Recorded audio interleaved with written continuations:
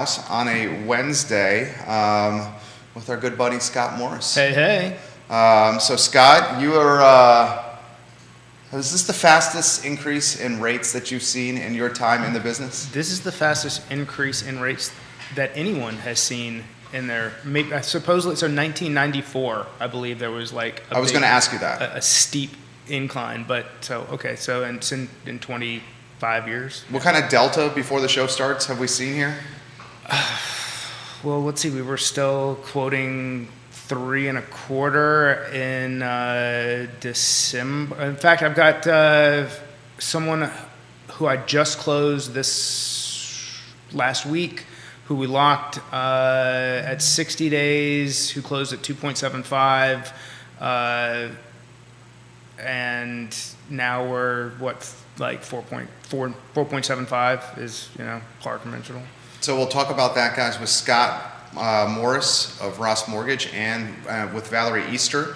Valerie is we described you with the graphic on screen as a serial entrepreneur. Yes. I feel like that's accurate. Yeah. She's got a handful of businesses. How many businesses are you running these days? 1, 2, 3, 4.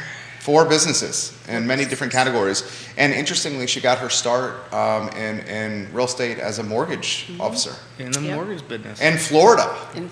Which is like the freaking Wild West of the mortgage business, right? It kind of is. It's right? Yeah. I mean, you guys are the experts on this. Just from what I read, it seems like it's the Wild West down there. I've got some friends down there, and there's some interesting things that they get done. And she's got some stories because she's told them on the show before. Yeah, one of my first bosses was a Catholic minister. And I can't wait to hear about this. Yeah, Let's wait for the show to start about the Catholic minister boss in the mortgage business. Yes. That's going to be a good one. Judah Wickower, we can rock and roll when you're ready, sir.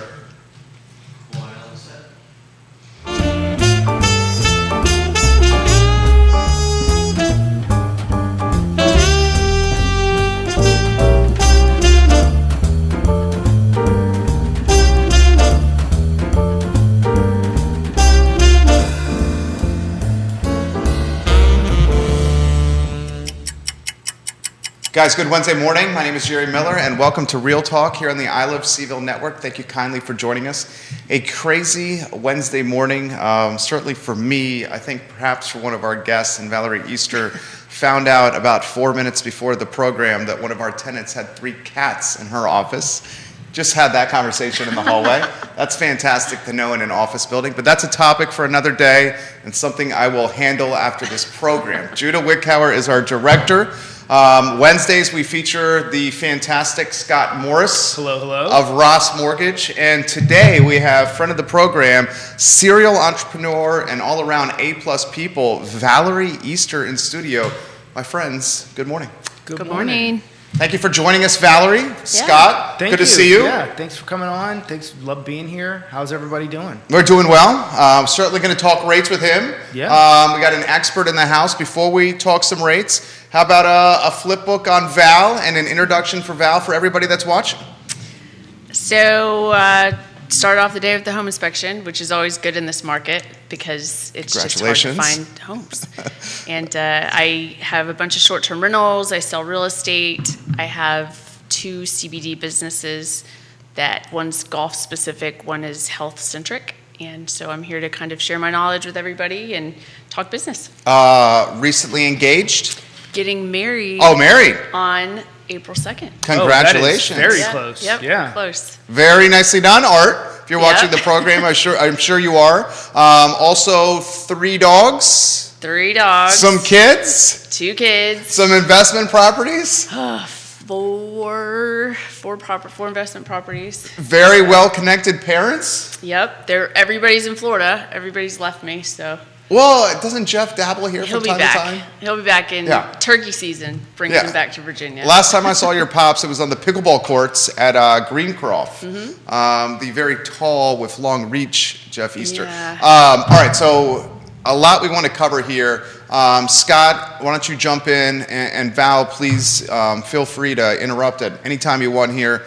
Talk to us about what's going on over here. Rates are popping. We got Chair Powell trying to keep inflation in check.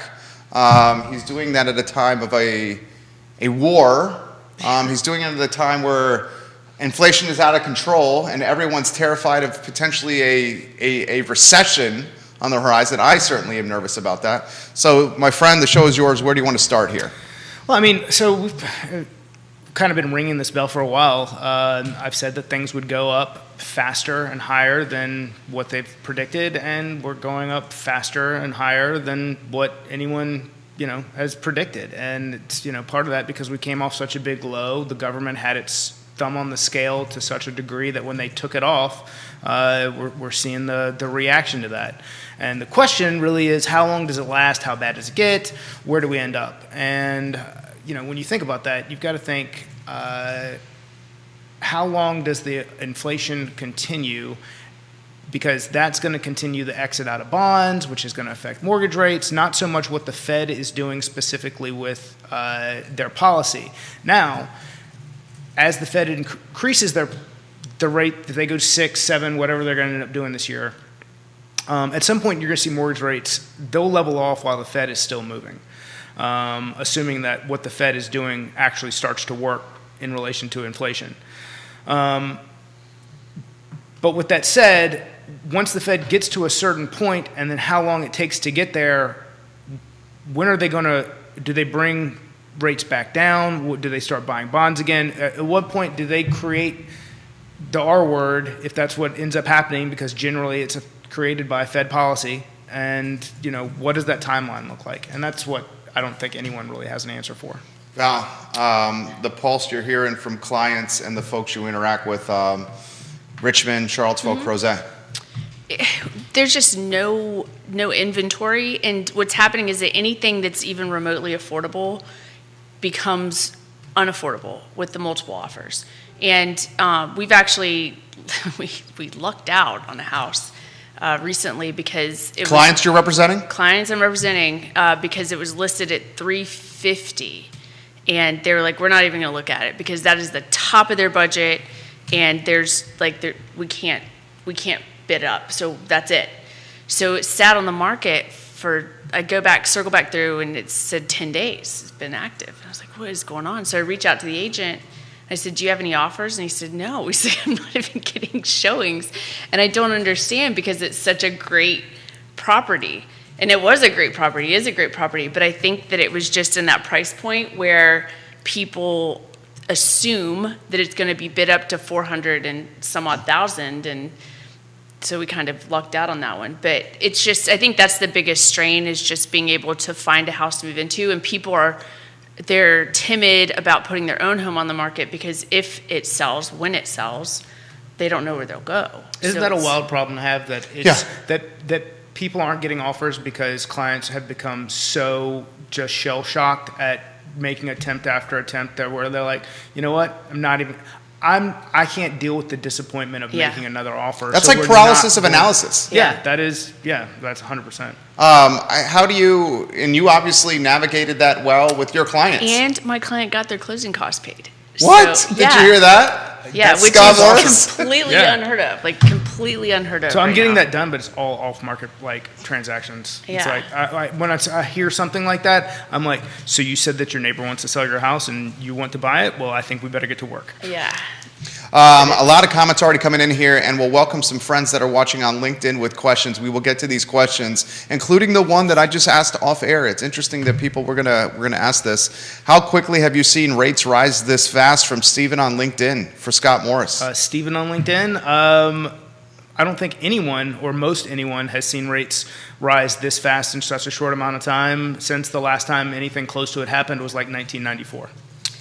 But they're not that bad. No, they're great. Well, yeah. Let's qualify that. I mean, so when I bought my very first house, this was back in 2005. Okay, mine was 2006. I was 6 1/8. We were 5 3/4. Yeah. And I was a mortgage broker, so I got like the par, So you got the hookup. Yeah. So it was. The combination problem, though, isn't the fact that the rate itself isn't bad. It's the fact that we've seen a 20% increase in the value of houses. Yeah. So explain that. It's a real. So if we were looking at the houses that, the 350 house that 24 months ago was 285, and we were seeing this rate, it'd be like, all right, this is not ideal.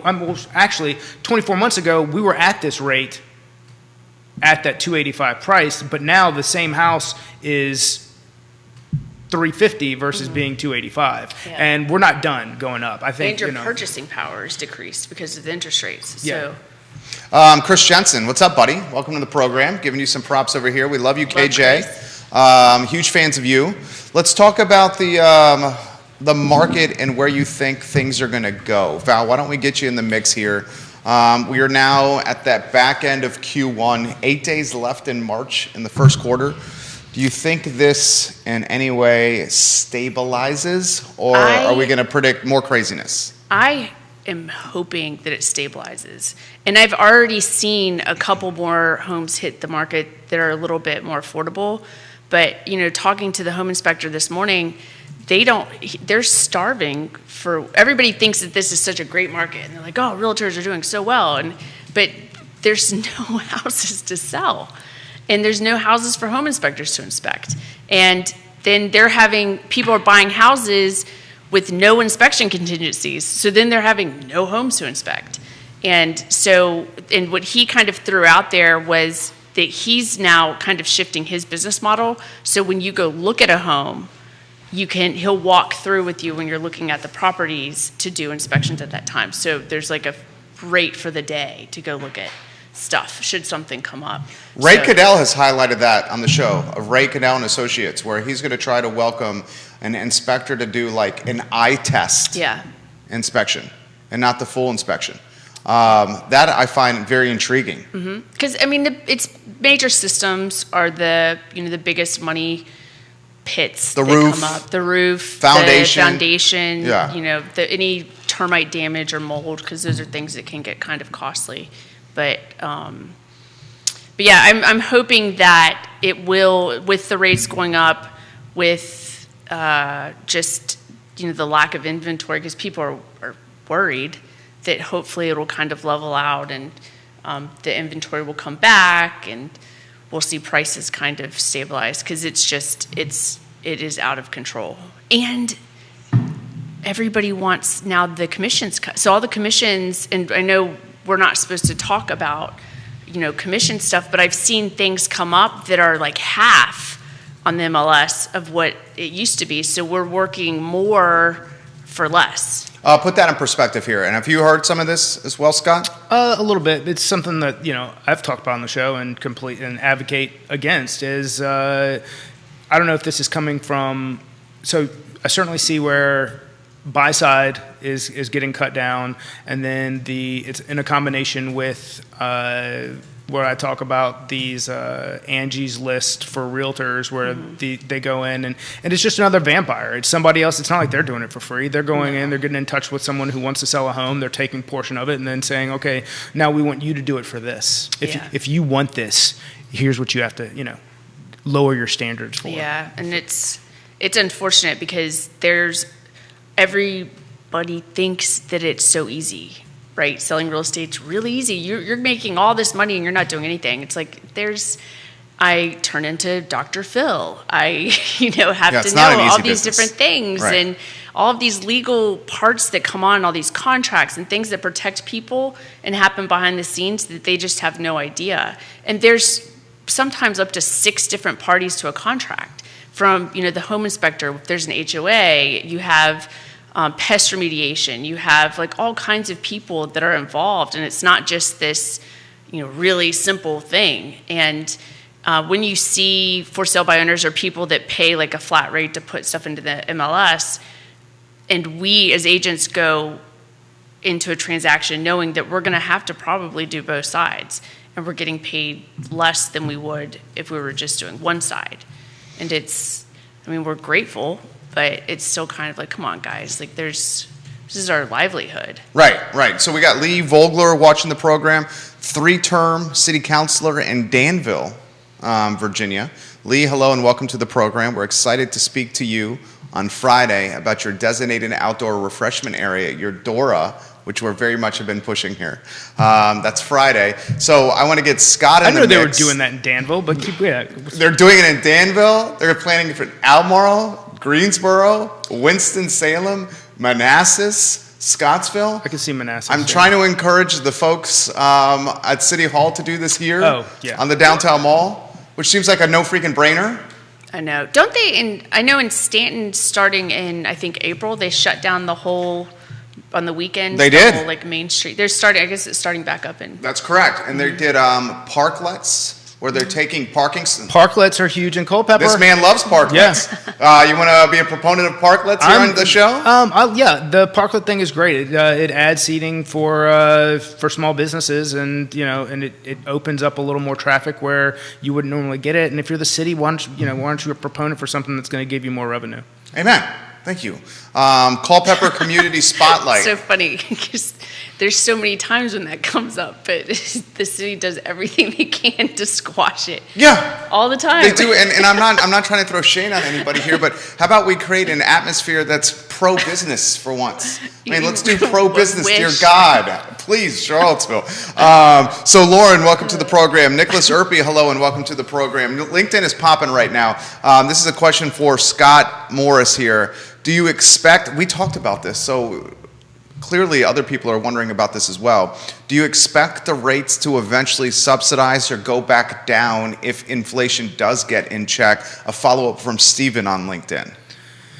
That's tough because, I mean, he's basically asking you to see into the future. Well, then, I've said, so yes, they're going to go back down, but it's about the timeline of when and how far, because do they get back to where they are now? Because how high are they actually going to go? And this, how long does the inflation last? How long do people continue to really exit bonds, drive that yield up?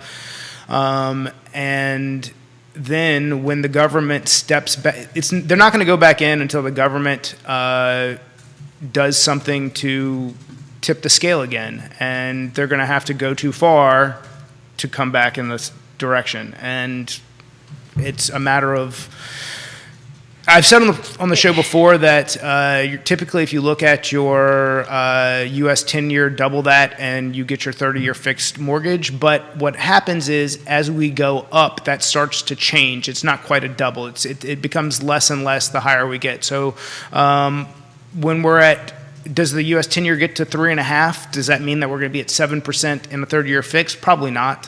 We'll probably be closer to 6% if that's the case. But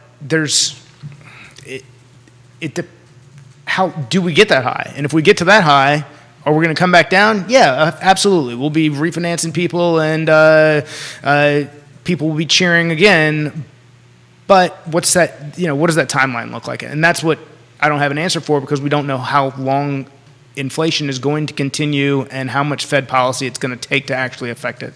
And it all, you have to think, like, it all happens gradually then suddenly, right? So it's like a train starting up. Like, it takes a long time to get that train going, but then once the train's going, like, it takes a long time to make it stop. And so, but at some point it's going so fast that it's like, oh crap, like we got to throw everything at it to get it to stop. And that's what we see a lot with the markets and the rates. And when bonds move, they move fast. Yep. Are you advising clients that are getting concerned that look at these numbers, they're still ridiculously approachable and affordable? Yeah. I mean, are you having that? You guys are having those conversations? So the conversations I've had have to do with people who are already, we were struggling to qualify at low rates.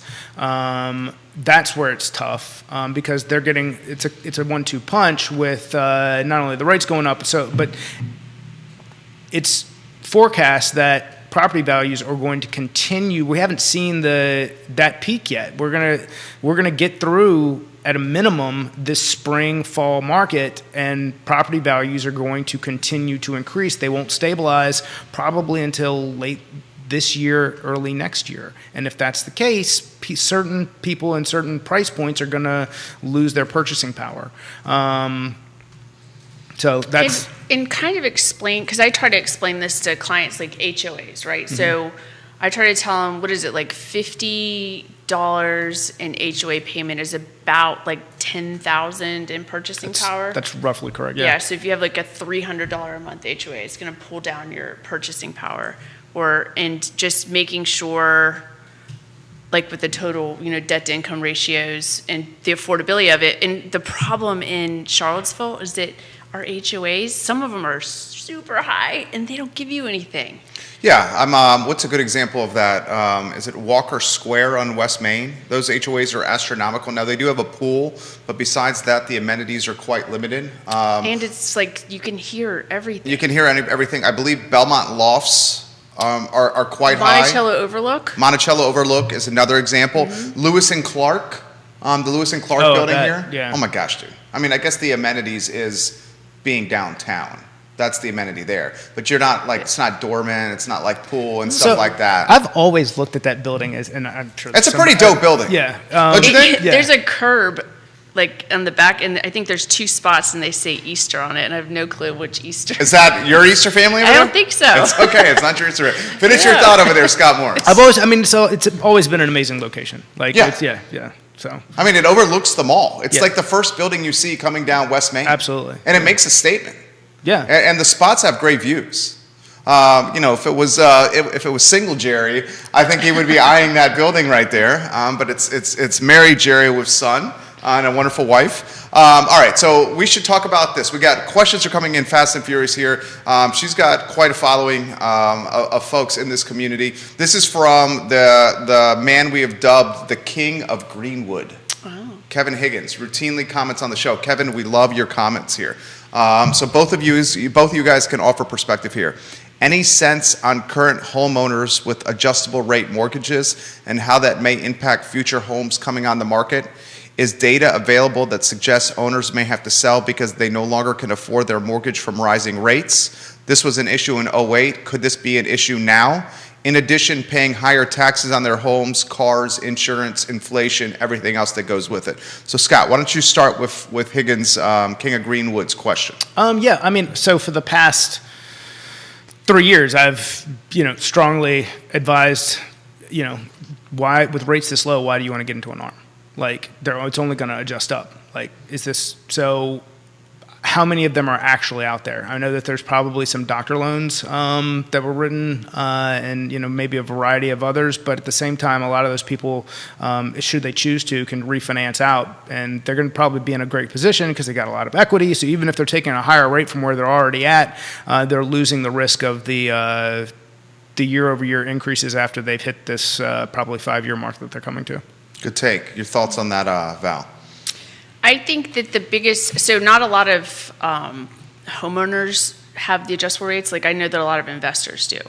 Like, a lot of the commercial loans are adjustable rate. But those, luckily, I think they're like 10-year lockouts. So I don't think anything is going to be adjusting right now.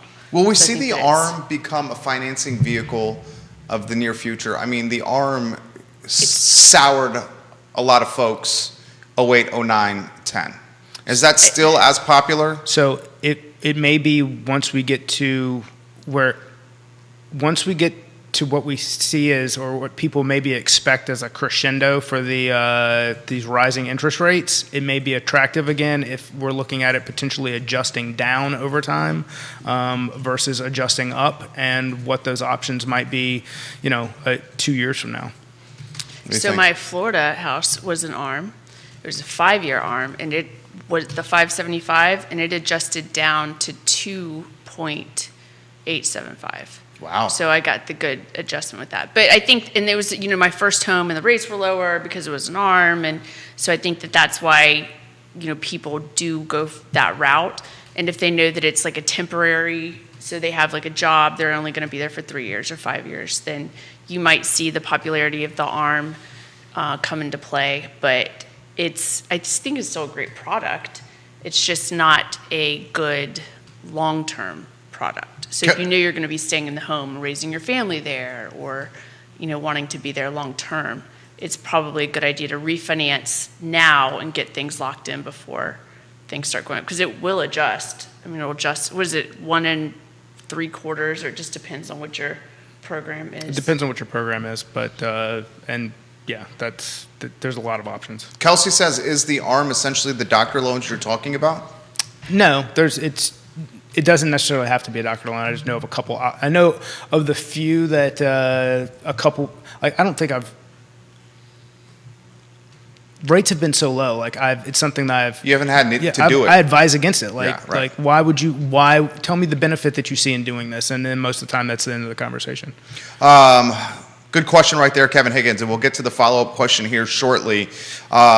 This is an interesting question for both of you guys with experience in this market. Jennifer says, can you guys speak to the Richmond market?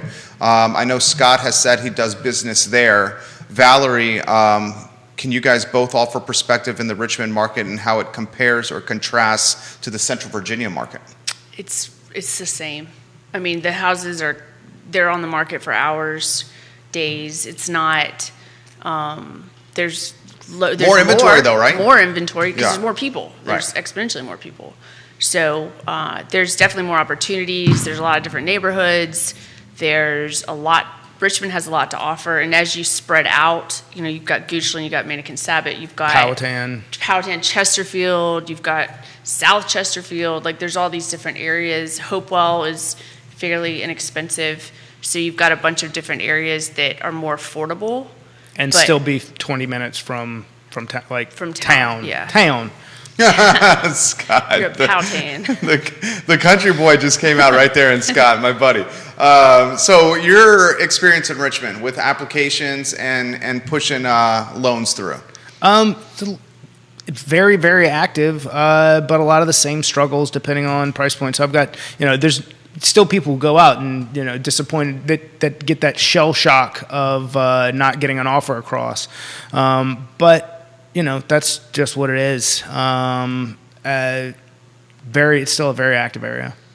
And what I always have told people, and this is in this market and other markets and bad markets, is that patience with a sense of urgency, right? So you have to be patient in this market, but you also have to, stay on top of it. So you have to have that sense of urgency. But if you lose out on a house, like I wholeheartedly believe there's a reason why you lost out on the house. And something better will come along that has better options, it's a better home, and then you'll say, you know what, I'm really glad that we didn't end up getting that house. I tell people all the time, I promise there will be another the one. Yeah, there will.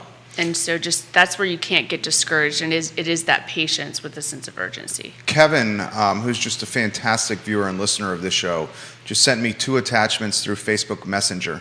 And each attachment is showcasing the massive growth being planned for Waynesboro.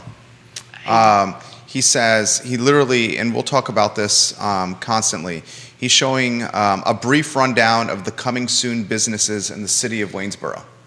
Tropical Smoothie Cafe expected in May in the Waynesboro Town Center. Ollie's Bargain Outlet expected in March, West Main Street and Lou DeWitt Boulevard. Popeye's Chicken expected this summer. Chipotle expected this summer. Delta Dental expected by summer. Sheetz expected by summer. City Fox's Wine Bar expected this summer. Burlington Coat Factory expected by fall.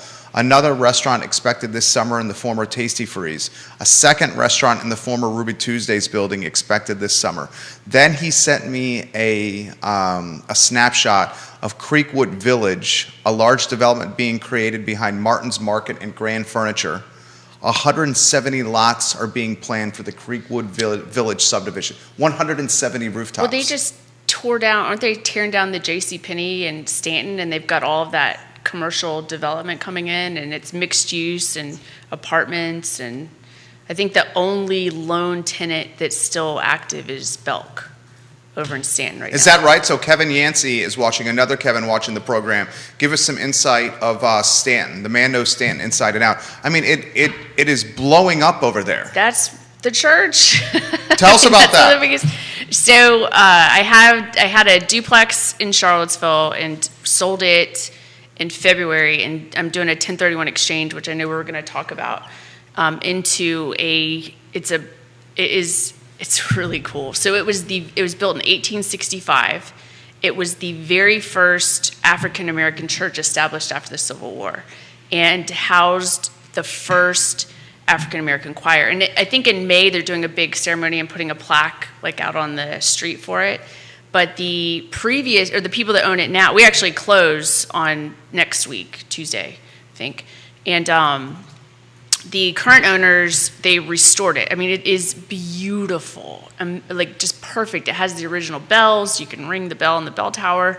It's maybe that's cool. Yeah, it's cool. That is my cool. kids go. I mean, you just and you're going to be the owner.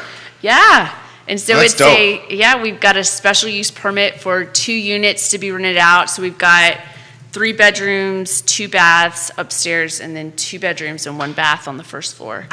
And I've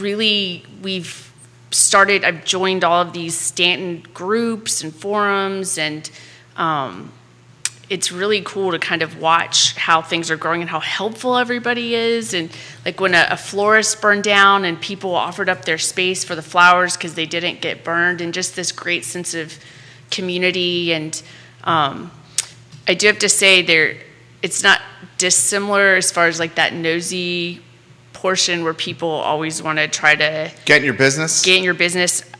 I swear probably half a dozen people have called the city of Stanton, and they call me all the time. They're like, you're not using your church as an event space, right? And I'm like, no, it's a rental. And they're like, because somebody said that they thought they saw something, and I have to call you to make sure. The poor lady, she's called me like 3 times. I'm like, I'm still not using it as an event space. No, I'm not. And she's like, these people just keep calling, and I just have to do my job. So it's so you still have those same people that are everywhere, busybodies. Yeah. Kevin says you are right. That is the Stanton Mall. Mm-hmm. Chris Jensen offering some perspective here that we'll get to. Scott, I want you to jump in.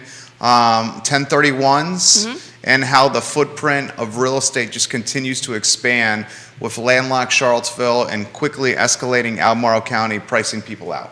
Yeah. With those 2 things together, I mean, so 1031s, you've got 60 days to identify some others. Yeah, and then 180 days to close. It's got to be a like property, meaning I don't think that you could go and buy raw land. You can buy 2, so you can buy multiples, but they have to like add up to at least the same or more of what you're selling your property for. I mean, it's a great investment tool to protect yourself from the tax man. Mm-hmm. No doubt. And a way to keep some tax exposure down, and certainly a vehicle of purchasing that is, would you say it's more of a sophisticated buyer that's utilizing 1031s? I think that it takes just a little more nuance. Educated. Yeah. About to that. know not everybody knows. Yeah, to know it's there, and someone who's someone who's operating as an investor who's going out there to protect their money from the government. I mean, that's really. Do you see it all of the time? But you've also got to be able to, and this market might be a little tough in finding the property. That's the problem. To be able to close, which is part of this whole, part of what's driving some of this going over and above to lock it down and keep it moving. So how much money you're saving if you're stepping up, 20% over than maybe where you'd prefer to be. Yeah, so this is important. Then you jump in. Kelsey's asking, can you do this for primary residences? No, you cannot. Primary residence, a 1031, also called a Starker exchange. This is investment property solely, but it can be investment property that's residential investment property and commercial residential investment property. And I'm learning also land to land, dirt to dirt. Okay. Yep. Didn't mean to interrupt. What was on your mind there? Well, so with the residential, if you live in the property for 2 years, then for a single person, I think it's $250,000. You don't have to pay taxes on the profit. And that's why you see a lot of builders build custom homes, move into those custom homes, stay there 2 years and a day, and then sell those custom homes to minimize that tax exposure. Yes, and that's what I've done. I mean, I did that with the Richmond property. I did that with I didn't do it with the duplex. That's why it's the 1031 exchange. But I was going through how many times I've moved since 2013, and it was kind of upsetting, actually. I was like, wow, no wonder I never felt really settled. So it's like, I can't believe I've had that many addresses and changed my I have driver's such an license. aversion to moving that there's no way. The Valerie I know likes organized chaos though. Yeah. So I feel like the balls in the air is what you Yeah. thrive on. We should talk. Go ahead. I like just regular chaos. Yeah. Well, I think that's called being a father. Okay. Or a mother, or being a parent. Yeah. Okay. I think that's what we're all in right here. Although she's a little further along than you and I are. Your kids are how old? 13 and 11. Okay, so way further along than Yeah, you and yeah. I are. I mean, Yeah. mine's 4. He's got 3 under 5, Yeah. right? So I got 2 that will be 4 in June and 1 that'll be 2 in August. I pray for my friend Scott on most evenings and his wonderful orthodontist wife. Yeah, I literally had a conversation with the twins last night, like, because the night before they were up until like midnight, just like partying in the room. I was like, dude, I was like, guys, you're not doing this tonight. Like, I don't know what needs to happen, but we're going to bed. Okay, when they're up till midnight, doesn't it just wreck the next day? Does it wreck them for your twins? Because my kid, when he's up that late, the next day he's a terror. He's an absolute not terror. necessarily. I mean, I don't know. They're typically fine. You can just hear them like screaming and laughing and crying or whatever's going on, tearing the room apart, whatever they're doing. I don't know. Kevin says, Higgins, if Waynesboro was my first date, I would ask her to marry me. I don't think those are bad. I have really started liking Waynesboro and Stanton, and for the affordability. Stanton's amazing. And for the affordability, Yeah. I mean, it takes us 30 minutes from our house to get to the church, and that's not And you're bad. in Crozet, right? So we're off Dickwood. We're like Okay. a mile from the landfill or 2 miles from the landfill. So so we just run down to Sam Miller Road and jump over, and but it's, I started showing houses more and more over there because they're less expensive. Yeah. And you can get a lot more house or a lot more land for your money over there. And it's really not, it's a really charming, the restaurants and the breweries So and the vineyards. I don't look at Stanton much dissimilar from Culpeper from a aesthetics perspective. They look very similar. Hilly, reminds me of like San Francisco going up and down the. Yeah, but as far as like the churches and like a lot of the visual, I think they were developed. They came into their own around the same time, so they've got a lot of the same looks to them. So, this is where we normally highlight, because we rep the PEP on the show, Davis Street in Culpeper Davis and Maine. downtown Stanton. Yeah. Very similar little corridors of restaurants and both bars. have cool little toy stores. Yep. I think there's one in Stanton called Puffer Bellies, and then just nice restaurants. And it's all that brick, the look. You've got some of the same things that used to. The downtown mall still has some of it where you see the painted signage on the brick from 70 years ago, that sort of thing. So I love that stuff. Yeah. But what really cracks me up about Stanton is there's apparently this guy that has a souped up BMW, and he does these muffler competitions where he makes his muffler backfire. Wow. And I had no idea it was a thing.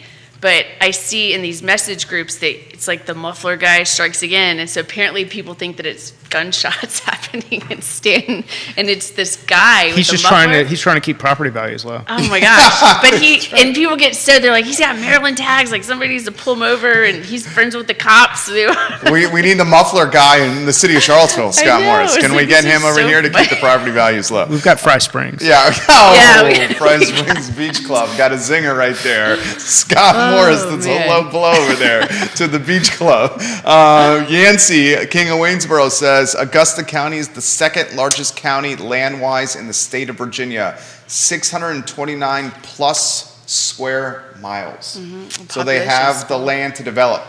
I think this is where we have to highlight a conversation we were having off air where the supply chain of real estate is having to do more for less, and highlighting Waynesboro, Augusta County, and literally the agents in the Charlottesville Albemarle footprint having to go there to rep buyers and sellers talks more for less. Your business, my friend, is a little different than that because the ubiquitous nature of technology, very different than having to get in a SUV and drive families around. We should compare our odometer. Okay, we should do that. Do you want to offer any perspective, you guys, on this?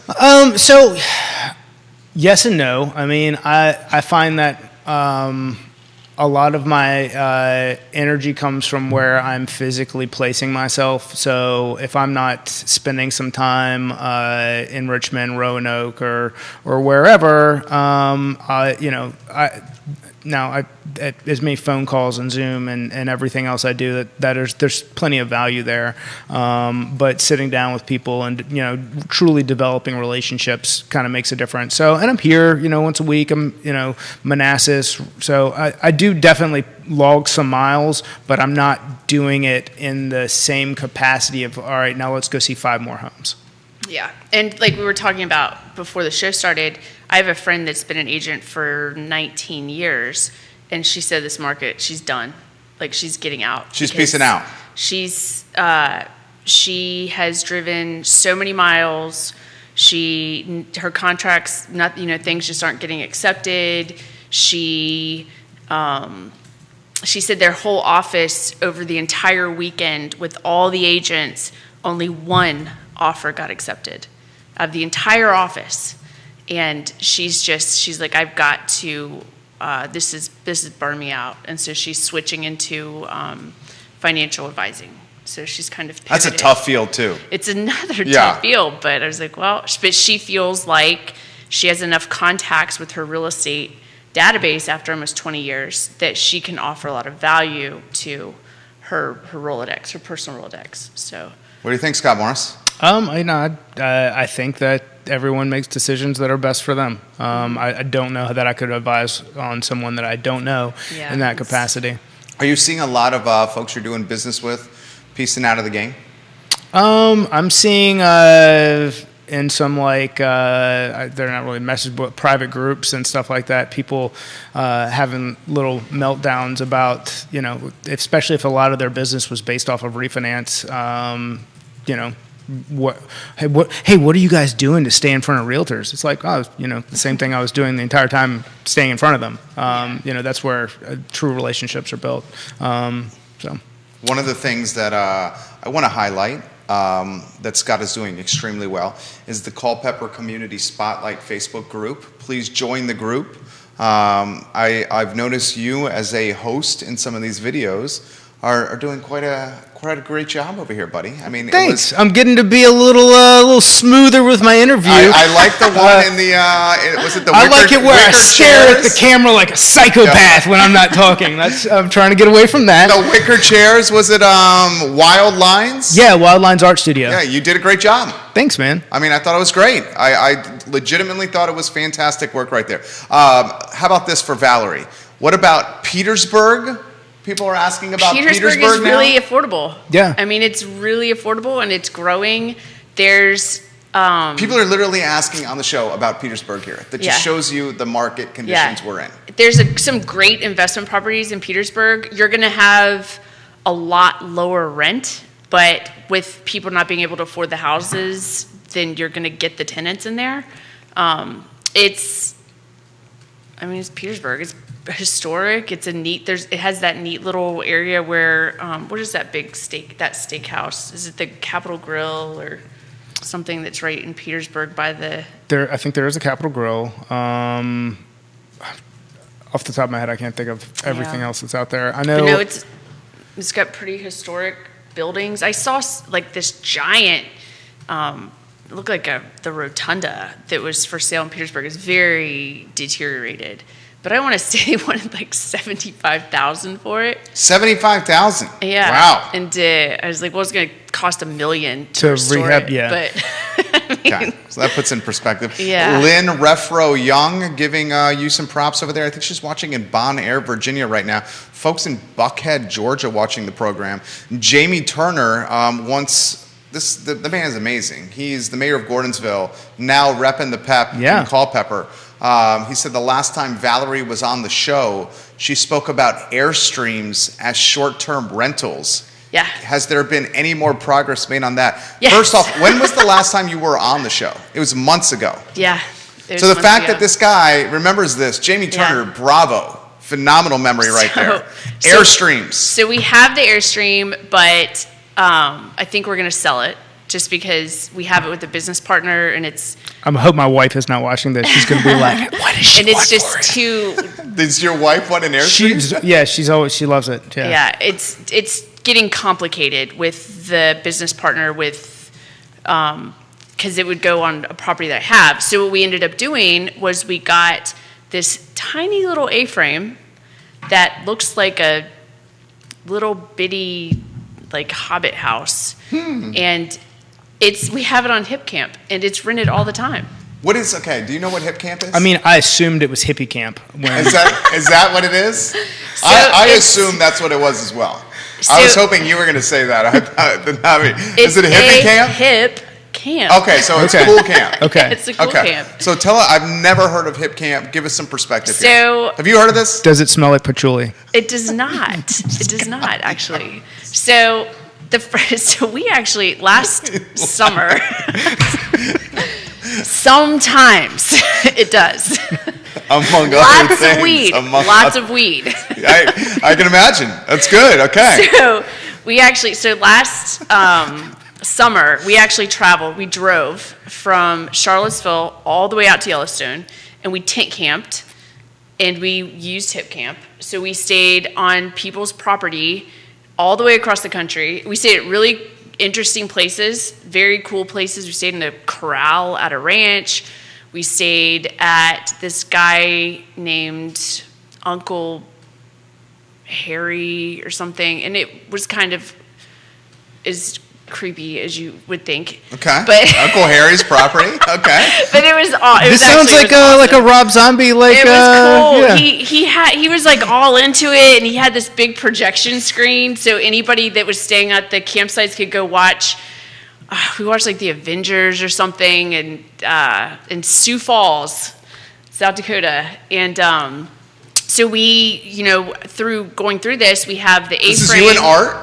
And Zane, my son. Okay. And then my mom and my daughter flew out, and we picked them up in Bozeman. And then they went with us. We got another tent. We had it all strapped onto the roof of the car. We had 2 dogs with us. Wow. And we had no reservations at any campground. This is a perfect segue for Scott to start talking about chickens and foxes and the problem he's had on his farm, which, again, people are asking for updates on the chicken and fox problem. So saw a fox this morning, could not... He's got chickens on his farm.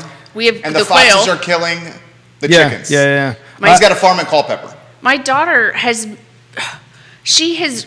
made this trap she's trying to catch a raccoon because she wants to train our puppy to catch raccoons or hunt raccoons. Okay. And we have quail and pheasant. And I was like, Aubrey, you are attracting predators to the property to try to train a dog, which you're never going to go raccoon hunting. And I was like, this is... Scott, you got something to say about this, Scott. Jump in here. So just have her put a can of tuna in like one of the have a heart traps. She did that. I mean, I catch raccoons and possums. I actually one of my wife's cousins had a video of me releasing a raccoon. And he's like, dude, you got to get that down. You can't relocate wildlife in Virginia. Yeah, you can't. And I was like, what? Yeah. Is that true? Apparently It is it's a true. thing. I didn't know that. Oh my gosh, Neither did I. Jerry, I got so angry. So when we lived in that house on Bellevue, The other option was to eliminate it, and I was like, what? I'm not going to make a video of that. I thought it was kind of funny, watching this little fat ass run away. I'm just a very sheltered guy in eastern Albemarle County here, so I don't have these trials and tribulations that you guys have in the in the country, the deep country of Ivy here. City. We were in the city. We lived in the city. I'm sitting up, and I watched this guy with his son at the bottom of the hill, and he comes and he let out 4 groundhogs. And I was yelling. I was like, no! And he couldn't hear me because he was down the hill, and I was like, they came up and they made their home under our studio. Ooh. And so, I was like, this guy is coming and bringing these animals, and then we had another groundhog hole over here, another groundhog hole. Our lot was as big as this room. And we had 4 groundhogs on it then. Because some guy... Is that like your farm over there, Scott Morris? No, I don't. The foxes eat all the groundhogs. I think, and coyotes, so I don't have that problem. Oh, gosh. Bill McChenzie's watching the program. Wild Bill, I thought Hip Camp was a rehab place for old people recovering from hip replacement surgery. It could be that, too. Mustache Dan Pettit of Real Estate 3 watching the program right now. We love you, Dan Pettit, and that very compact backhand tennis swing that you have, my friend. The Hip Camp thing kind of blows my mind because they pay $45 a night to stay in the A-frame. It has no power. Think about this, right? It has no toilet. I could just go build one of these like on your farm. Yeah. Seriously, does Culpeper? That would be an ADU, right? Is that an ADU? I don't think I mean, I've got it like that. There's already an ag permit to put up like a pole barn. I'm sure I could. But it's not. You can pick it up with the trailer and just take it off. I don't think it needs anything. Interesting. So is an ADU permanent? Okay, so you're saying because it's movable, it's not an ADU. Yeah. And you may have found a gray area for rental revenue streams here. Okay, I'm sorry. I apologize. But we did. So it has a mini split. So it actually, we put a power pole so you can bring your own generator. If you want power, you can bring your own generator. So it's got options. We learned quite a bit on this show here. Yeah, it has a queen size bed. Though the wheels are moving over there. I see the wheels turning over here, Scott Morris. Kevin said, tell Scott to have Joe Daniel pay to get the foxes away from his chickens. Joe Daniel. Do you know Joe Daniel? Joe Daniel owns Culpeper Wood Preserve, Jefferson Home Builders. He's worth like $500 million. The other option is the Great Pyrenees. I've got friends who have them. Great Pyrenees? Yeah, they're. I don't know. Or the Anatolian Shepherds, but then you have to have 2. Yeah. Which is the. I don't know. I could probably get away with just putting goats in like one of the pens, and that may solve my problem as it is. You get a donkey. There's really. I do. So I want mini donkeys. Get a mini donkey. There's a donkey rescue because the donkeys live Mrs. forever. Is Mrs. Morris okay with mini donkeys? Yeah. She's there. She is? Yeah, she's all whatever. Well, she's not taking care of it. She doesn't care. Okay. Yeah. But Bill says have Valerie read Where the Red Fern Grows. Read it. She won't want to go coon hunting after that. I read that Little Dan and Ann or whatever the names were. I read that. All right, so this question's coming up as we head back to real estate here. Can you give us some insight, either of you guys, Scott or Valerie, into rental markets that you guys are dabbling in and how they're performing? The short term is awesome. I mean, it's. I have been very strategic with purchasing a new property every year. And that was my goal starting in 2018 because I knew there was going to be a time when I didn't feel like selling real estate anymore. Yeah, grinding. Right. And I wanted to, take a breath and, have passive income coming in. And so I got to the point, so last year, and we were talking about this before, my short-term rental income might have surpassed, it's pretty close to my real estate income. And commissions from real estate sales. Commissions from real estate sales, which I'm still making, 30 some odd home sales a year. So I'm still doing 30 transactions a year. Yeah, so there's still a lot. And it's only referral based. So I don't pay for marketing. I don't have my team anymore, so I don't pay all these expenses and admin. And so I keep a lot more. I'd say 30 transactions is pretty bona fide. Yeah. Did you do 30 transactions in 2021?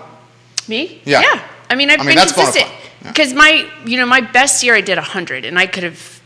Yeah, but you wanted to jump off a bridge. Yes. And wasn't it like freaking brutal? It was the year that my brother passed away, and so I just kind of like immersed, and I was going through a divorce, and so I just kind of immersed myself in work so I didn't have to think about anything. And I just, nosed the grindstone, and then after that year was over, it was like, what just happened? Yeah, you lost a year of your life. You made bank, though. You made bank. I did, and it was, I learned a lot. I had 100 signs at one time, and I had, I still have so many lock boxes that I don't know what I'm ever going to do with all of them. It's so heavy, I have to put them in 2 boxes to be able to even carry them. Those things aren't cheap. No. I probably have $10,000 in lock boxes. That's what I was going to say. How much is a lock box? Do you know? $100. I have no idea.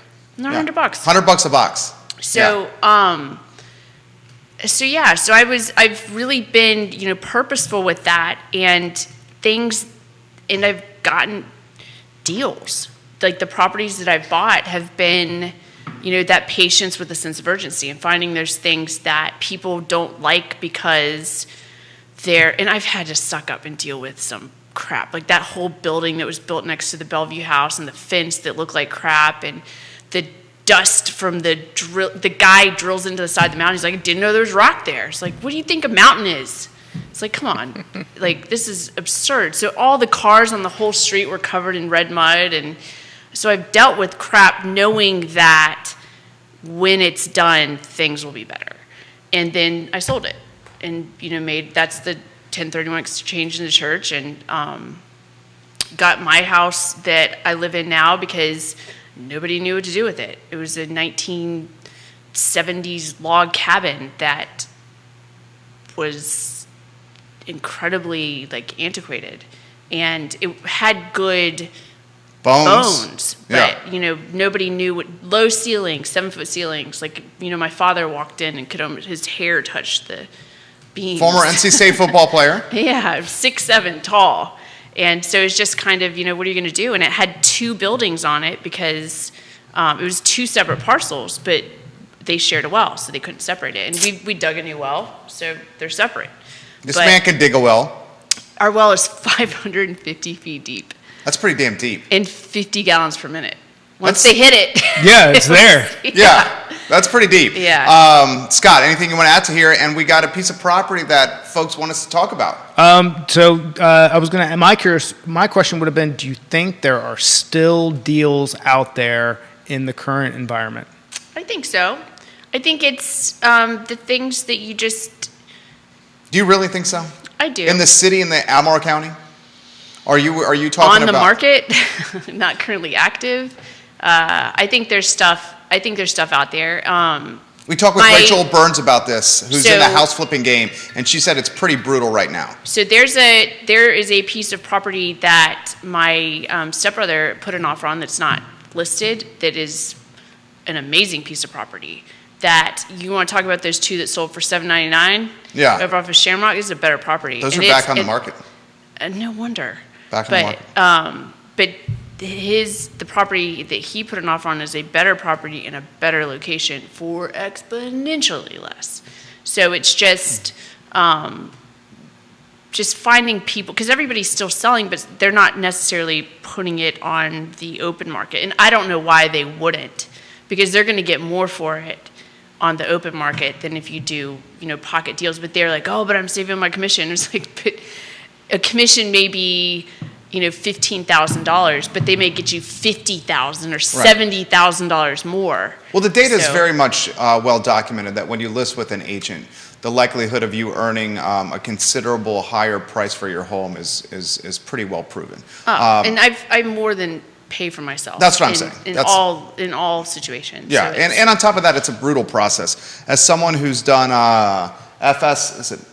FSBO, and as someone who's represented himself in deals for including my personal residence, it ain't no easy task. Yeah, that's the whole thing. Like when I have conversations with people who are either going to or thinking about, and I'm like, do you want me to get you in touch with somebody? Because do you really want to dive into what we're talking about? And showing, think of the showings. Dude, I did 32 showings in a day and a half. I literally couldn't work. Yeah. I couldn't do my job. Yeah, and what? Yeah. And then the opportunity cost of not working. My first question is, do you really know what you're committing yourself to? Yeah, it's the only. I mean, I've had, with the commercial stuff that I've done, I had some experience with it. I would not wish that. One of my buddies asked me about this the other day. He said, should I go and do this myself? Dude, he goes, this is the first deal he's ever done. I'm like, do not do this if it's the first deal you've ever done. You're crazy to do this. It will cause marital friction if you do this. She'd fall in love in the property. He's a money guy. Everything's got to be price point and down to the cent. And she's like, oh, I see my baby's going here. I'm like, do not do this. Do not represent yourself on this at all. But I understand why some may want to do that, and because they see listings trading in a day, and they're like, oh, we could try to do it ourselves. But the likelihood of you doing it successfully is not there. And I tell people, I said, money, renewable resource. Time, not. So how much time are you, as a for sale by owner, willing to put into this process? Because you realize there's a lot more to it than just what you think you know because you watched HGTV. Right. Chip and Joanna over here. It's very different. So is your time, how much do you think your time is worth? Because, and unfortunately, a lot of people don't value themselves as high as they probably should. Well said. That is so well said. So I'm going to put a listing on screen behind us through some Apple TV here. This is from Jamie, who's watching the program, and he says this could be right up your alley. I love that house. I love it. I've driven through there. Okay, so Jamie, she's driven through here. Yeah, and then the question is about financing as well from Scott. Tim Carson's listing. Tim Carson, right? Real Estate 3. The houses are super cute. It's in Fluvanna County, so the short-term rental. Right over the Keswick line, isn't it? Right over. Yeah. I mean, you just drive right over. I've driven back through it. The houses are really cute. A couple of them have been updated. Yeah. There's a handful that haven't, but they're all rented long-term. But what I was thinking about for that is like business retreats. So you could have like whole companies come in and rent the spaces and do it on a short-term basis. So guys, what I'm showing on screen here, and I would encourage anyone that is watching the program or listens to the show on demand in its podcast form to pull out their phones or their computers and type in this address, which you can find on Zillow. And Scott, the question is about financing for you on stuff like this. 128 Woods Lodge. I'm cringing about an appraisal on it. 128 Woods Lodge Lane in Keswick, Virginia. Yeah. Interestingly, it is Fluvanna County, but obviously you're going to market it from a Keswick, Virginia. Yeah. It'd be a commercial loan. 22947. Yeah, it would almost have to be. Yeah.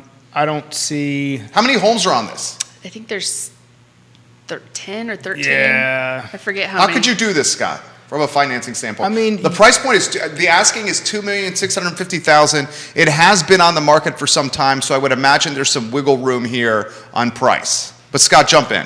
It looks like an appraisal nightmare. I mean, I don't know exactly because you're not going to find there's not another like property like it. So I mean, I think you could definitely finance it with like a one-time 100% payment. But they're spaced out. All cash. Yeah, okay. Yes. The man basically just said it needs an all-cash buyer. I think that's what the joke was there. Or you could get a commercial loan. Or 1031. Mm-hmm. Yeah. I mean, the 1031 is going to be a pretty, I guess not substantial. There's a lot of 2 million plus 1031s out there. But they're spread out. Like, they're pretty private. Because I was like, how is this laying? Because I looked at the plat online, and I was trying to see how the home's laid out. But when I drove through it, they're really private and they're separated out nicely with trees and vegetation, and I was impressed with it. But I think it's priced too high. It's priced as if every single house has been redone like that. Yeah, I mean, this one looks amazing. And they haven't all been redone like that. So you're still going to be putting some more money into, like you probably put a mini split. Yeah, I would say this is going to have to be commercial because whoever would be buying it, I mean, there's just so many. Unless you and a group of friends pooled the cash and this was going to be your commune, I think it's definitely. It's like an awesome little. Go ahead. Sorry about that. Airbnb style, little retreat, or if you were going to do I don't know how many acre. What's the acreage? 30 some odd acres. I think. She knows the property well. Yeah. There you go. I don't know if there's enough room to where if you wanted to do something like somebody who was going to then, and again, we're probably back to commercial, like a camp friendship style, just something of those type of, which is also in Fluvanna. Mm-hmm. There's right there a good, so I went with the Apple TV on my Mac here instead of my phone. So we have a bigger snapshot on studio. Mm-hmm. Judah, if you, I know this is putting you on the spot. It's 128 Woods Lodge Lane, WOODSLODGE Lane. If you can pull up some of the photos from Zillow and put it on screen for the folks that are watching on social. There's so much potential with that property because. You got a hell of a lot of rental streams here. And I'm not completely positive that down the road that those couldn't be split into individual lots, because it would be a shared road, but if you actually did a development with it, because there's so much space that you could have good sized lots with each property then you could sell each one off individually. But, we're watching that show, We Crashed, which is about like the WeWork and the whole like crowd. Oh yeah, I've seen that. Yeah, and I mean, this is something that where maybe like a whole, like a bunch of families go in and have some sort of like a family commune living. Yeah, because there's so much space where you could put like a big this event is space. all the way. This is like right at the county line of Fluvanna. Okay. So this is where Keswick becomes Fluvanna. Yeah. Yeah, and Louisa's got a touch out there too, I would think. I mean, you're talking about, let me ask you this question, Scott. This is genuinely for me.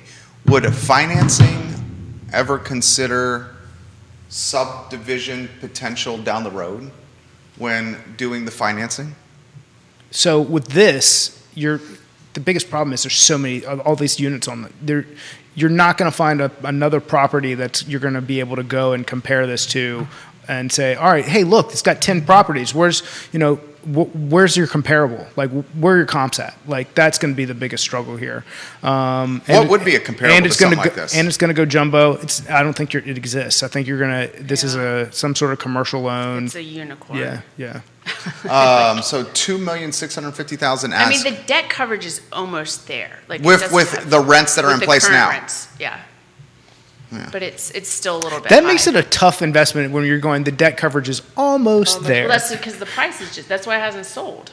Yeah, well, I mean, it's priced too high. I'm sure, I know Tim. I'm sure Tim has offered that advice. I mean, it's been on the market for a substantial period of time. But the other side of it is that Tim can't show it all the time. So, like, when he's able to get everybody to get out of the house, of all those houses, you can't get people in. Here's a great property example of you're going to see a shift as rates climb, like that number becomes less and less realistic. As rates climb, prices are going to go down because purchasing power is subsidized. 100%. That's what you're saying. Yeah, and if we're talking like right now, the debt service is almost there, and then the delta expands. Yeah, exactly. And then it's like, well, prove me I see what you want for it, but show me your value. Good stuff right here. A lot of questions are coming in about this here. Do you guys think this is a teardown? I don't think this would be a teardown.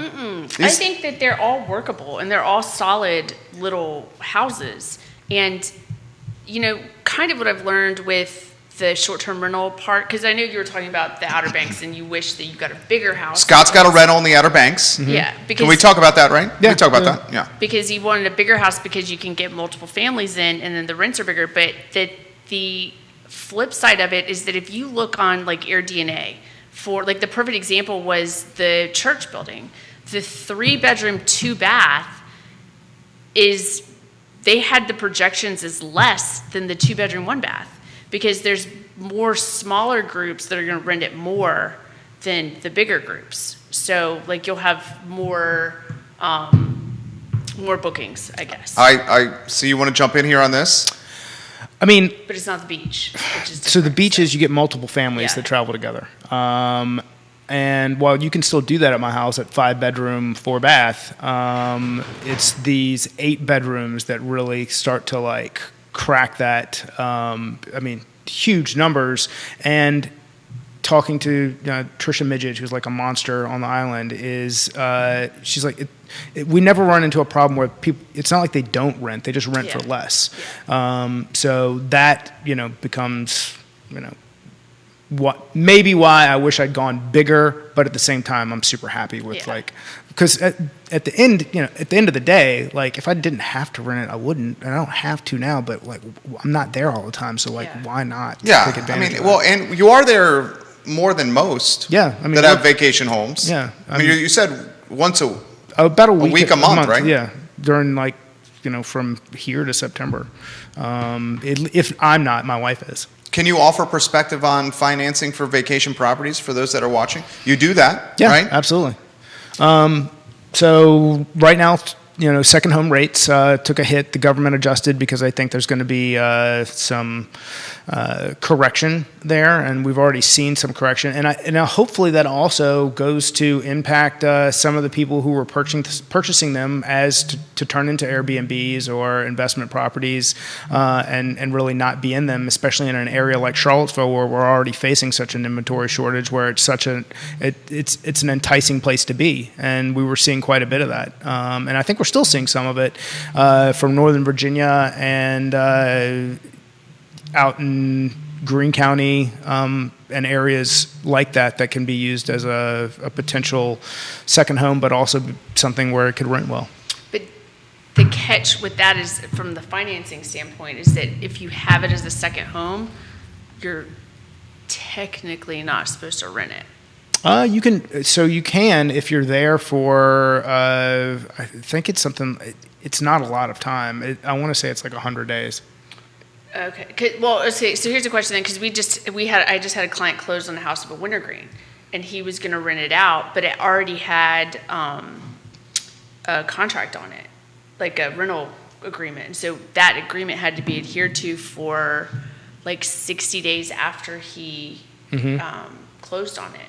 And so the financing in that situation, because it already had that in place, and I don't even know how they found it because it wasn't in the contract, but they did. So he ended up having to switch his loan type and bring more money because of... To investment. Interesting. Even though it was going to be a second home for him. That's interesting. Because if he could prove his usage, I think that was arguable. Well, he wasn't going to use it for those 60 days. So. Kevin Yancey, that home is, and you have the exact location. You saw it on maps. Yeah. Is it right over Albemarle line? So it's on the other side of 64. So you got 250, 64, and it's outside of that. So that is about as far as the county is going to go. So how about this? When you're on 64, between Zions and Pantops, and you go through the Louisa, Fluvanna, Albemarle, like little section there, it's got to be like right there at that tipping point. And I'm not completely positive that part of that property isn't on Albemarle County, because I was trying to look at the plat and then I was trying to overlay the lines, not the entrance. So he's got it here, 32 plus acres located between Keswick and Zions. Tim, we're talking to your listing here, and we're only doing positive stuff over here. We're giving you positive attention, Tim Carson. Keswick and Zion's Crossroads right there. How would a piece of property that is located in two counties, how does taxing work on that? That's a question I have. You get two bills. So it's two different bills? So this is the crazy part. So I sold a house it was on Poplar Springs Road. Okay. So the mailbox was in Fluvanna, but the property was in Albemarle. So the mailbox is the official address? Yes. Okay. But so their kids were able to go to Albemarle schools, but they paid a fee to do it. Fluvanna taxes, and they didn't pay a fee to do it. Really? Yeah. Even though the physical address was in Fluvanna? Mm-hmm. That's interesting. So this is a question for both you guys from Mustache Dan Pettit. J-Dubs, if you can go back to... So the second home days requirement is actually way less than I initially thought. It's like 30 days or less. If you go the iPad back on there for me, this is from Mustache Dan Pettit for both you guys. Do you guys expect the Lake Monticello homes to continue escalating in price point like they are doing? Do you think the Lake Monticello homes will continue to go up, and do you look in purchasing at the lake due to price points and where they could go? There's a lot of Lake Monticello. This guy, you grew up at the lake, right?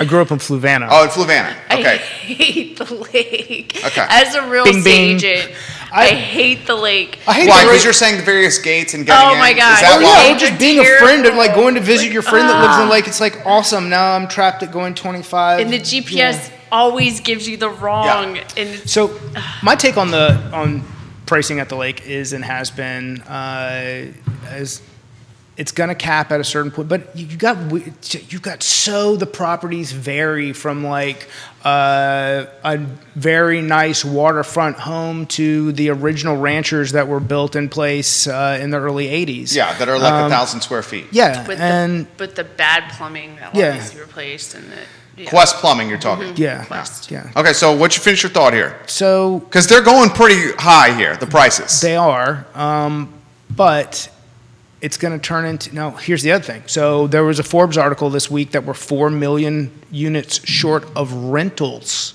Yeah. So we're going to continue to see 20% increases in rental rates going forward for the foreseeable future. And I don't mean that has nothing to do with rates. That has nothing to do with anything else. That has to do with the fact that we have less rooftops than we do humans who need homes. Now, most of those big increases are being driven by the Sun Belt, Florida, Arizona, those areas that are also being purchased by major investment companies like BlackRock and even smaller ones that BlackRock owns and that sort of thing. But in an area like ours, with the growth of the university and the continued expansion of bringing more people to the area. Like I said, when I went to Fluvanna High School, I graduated with a class of 140 people. Right.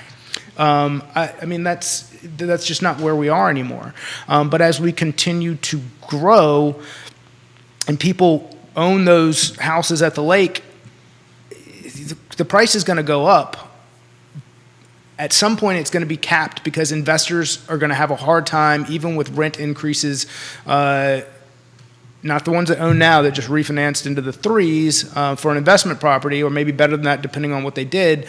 But you're going to see less investors going out and purchasing at 6% interest to turn around and try to make a break even at rent on a $350,000 rancher at the lake. That's not realistic. But you're going to continue to see people driven to buy single family like primary residence at that price point for some foreseeable future. And Val, you jump in here. Great take, Scott Morris. This is some ammunition for you guys. Mm-hmm. And Dan, I believe you have a rental at the lake. He says 18% of total homes at Lake Monticello are rented. 18%. That's a lot. Well, that's, yeah, I mean, There's 4,300 rooftops at Lake Monticello. The largest subdivision in Central Virginia is Lake Monticello, 4,300. 4,300 times 0.18, we're talking 774 rentals. That's a lot of rentals. In one neighborhood. What's your take on all this? So my issues with the lake are aqua water. It's that, you have no options, and it's, its own mortgage payment for your water bill. And you know about that. I mean, I know it exists. Yeah, like I've got a bunch of friends. I mean, I grew up out in the area, so a lot of people who did now are property owners in Lake Monticello. Yeah, and the gates, and a lot of the homes that I have sold in there, or I've shown, or seen, have so much deferred maintenance, and then now they're wanting all this money for them. And I mean, at some point, it's the same as everywhere else right now, right? So we just still don't have a lot of inventory, and there's people that the affordability, it's more affordable at Lake Monticello for what you get, but then you're going to be putting in all these repairs for the home that you might not have expected, because you have to go in with an as-is offer and in order to get something. And so the value, you're losing a lot of your, I always believe that you make your money when you purchase your house. The price you purchase your house for is where you make your money. So I think that... And it's like planting a tree. The best time to do it was yesterday. Yeah, unfortunately. But the next best sad time... right there. The next best time is tomorrow, right? Yeah. But it's just, I feel like, not having sellers cover closing costs, which I hate closing costs, because it's just gone. It doesn't go towards the equity in your home. It doesn't go towards really anything but taxes. So it goes back to paying for things like the title company who's doing this work for us, and we're talking about don't discount my realtor fees, don't discount my lender fees. Your expertise. I'm saying these all things. But for a buyer, it's. He's saying there's a cost of doing business. Yes. No. But when a buyer isn't, getting those costs covered and they're having to pay that out of their pocket, that's just an additional price that you need to add on to the price of your home. So when you're determining whether this is a good investment or not, like that extra 3%, essentially you've got to tack on to the top of your purchase price and make an educated decision on, is this a good decision? And am I going to be here long enough that this could potentially be a good decision? And like the house in Florida, that first house that I bought, think of when I bought it, 2005. What happened? The market tanked. We lost 75% equity. 75% equity. That's a big number. Yeah, that's a big number. It's a held Wild that. West down there. It took over 10 years for that house to come back. Yeah. And in that time, we had tenants that failed to mention termites were eating the back half of the house. So $12,000 in repairs. But you later. rented them. You rented the spot, so you covered some overhead there. And it wasn't a rate loss. Adjusted down. Yeah, your rate adjusted down. It wasn't all negative. It was interest only. So that was the You other got really thing. lucky with that rate adjusting down there. Yeah. And then our payment was so low because it was interest only, but then it wasn't eating the equity. So it just, I mean, we started making additional payments because we got so much higher in rent. But, you just have to make those decisions when you buy the house. So in the worst case scenario, if this happened, then what do I do? And am I comfortable and capable of managing this from Virginia? Yeah. Or, wherever you end up going. So. You would say property management company. Oh, 100%. We tried. I mean, we went through them. I mean, my big thing is, I've got a friend who is the reason that I bought where I did. He's a street over. And he lives in Hampton, so he drives down. It's 2 hours, but he'll go down to do some Mickey Mouse repair, and I'm like, absolutely not. No, I will pay someone. I'm not driving down to or not to mention if you've got tenants who are like, hey, how come there's no umbrellas? I'm like, have someone else take those phone calls versus me managing the rest of my life and business to be like, well, there typically are. Did you look? I don't know, that sort of thing. So, but for me, it is my business. So Yeah. That's the other side of it. Which is why when we talked earlier, my consideration to do this would be, I would only do it if it's something that I was managing, that I had control of a cleaner, and was within 30 minutes of my house. Yeah. That to me is, and because if not, if I were to do something outside of that, I want somebody else doing it. I don't want to deal with it. Yeah. Or, there's so many great, with the Airbnb stuff, there's so many great apps. There's an app called Turnover B&B.